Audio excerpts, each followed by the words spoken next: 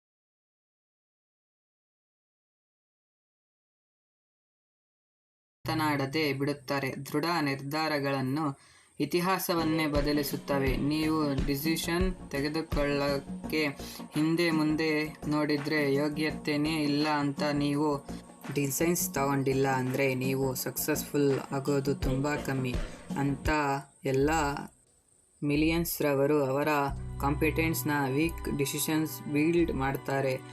ಯಾವತ್ತು ಮಿಲಿಯನ್ಸ್ ರವರು ಡಿಸಿಷನ್ಸ್ ಮೇಲೆ ಡೌಟ್ ಪಡೋಕ್ಕೋಗಲ್ಲ.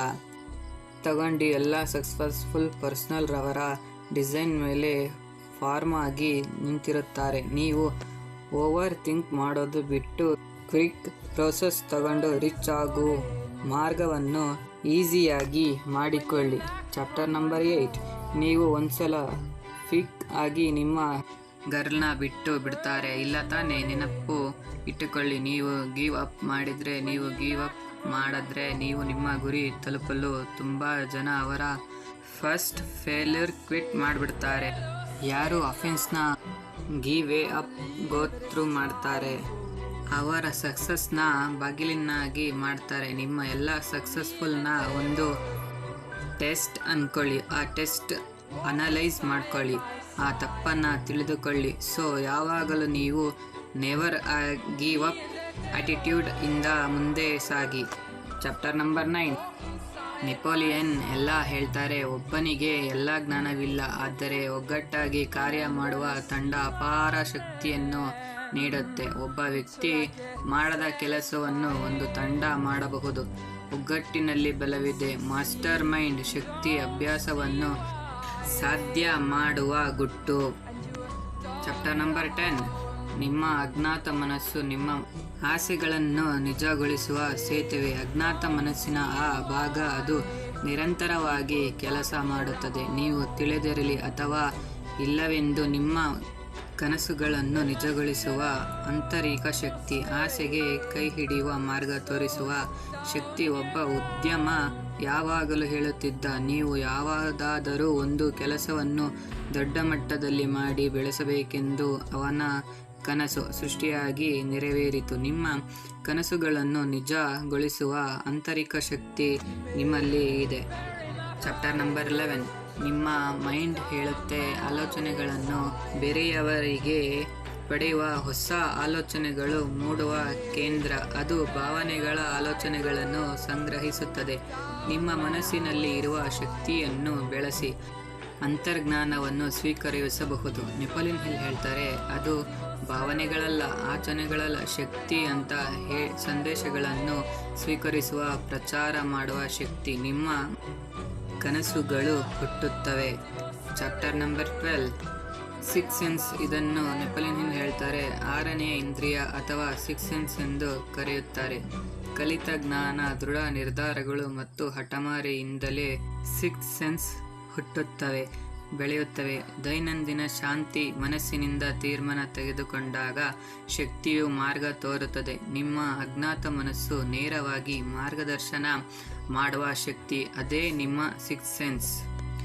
ನಿಮ್ಮ ಮನಸ್ಸು ಏನು ಹೇಳುತ್ತದೆಯೋ ಅದನ್ನೇ ಮಾಡಿ. Chapter number 13.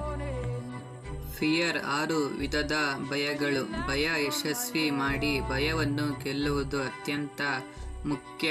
ಪ್ರತಿಯೊಬ್ಬರು ಜೀವನದಲ್ಲಿ ಕೆಲವು ಭಯಗಳಿಂದ ಸಂಕೋಚ ಪಡುತ್ತಾರೆ. ಭಯಗಳನ್ನು ಅರಿತು ಎದುರಿಸಬೇಕು. 6 ಪ್ರಮುಖ ಬೆಲೆಗಳು. ನನ್ನತ್ರ ಹಣಕಾಸಿಲ್ಲ, ನಾನು ಬಡವ ಎಂದು ಯೋಚಿಸಬಾರದು. 2ನೇಯದ್ದು, ಜನರು ನನ್ನನ್ನು ಹಾಸ್ಯ ಮಾಡುತ್ತಾರೆ ಎಂದು ಭಯಪಡುವುದು. 3ನೇಯದ್ದು, ನಾನು ಆರೋಗ್ಯವಾಗಿಲ್ಲ ಎಂದು ಭಯಪಡುವುದು. 4ನೇಯದ್ದು, ನಾನು ಪ್ರೀತಿಯನ್ನು ಕಳೆದುಕೊಳ್ಳುತ್ತೇನೆ ಎಂಬ ಭಯ. ನೆಪೋಲಿಯನ್ ಹಿಲ್ ಹೇಳ್ತಾರೆ, ಭಯವನ್ನು ಗುರುತಿಸಿದರೆ ಅದನ್ನು ನಿಭಾಯಿಸಬಹುದು, ಗುರುತಿಸದಿದ್ದರೆ ಅದನ್ನು ನಿಮ್ಮನ್ನು ನಾಶ ಮಾಡುತ್ತೆ. ನಿಮ್ಮ ಭಯವೇ ನಿಮ್ಮ ಯಶಸ್ಸಿಗೆ ರೆಡಿ. ಭಯವನ್ನು ಗೆಲ್ಲೋಣ.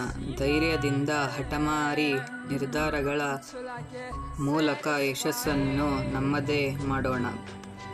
ಇನ್ನೂ ಹೆಚ್ಚಿನ ವಿಷಯಗಳಿಗಾಗಿ ಯಾದವ್ ಮೋಟಿವೇಶನ್ ಚಾನಲ್ನ ಸಬ್ಸ್ಕ್ರೈಬ್ ಆಗಿ.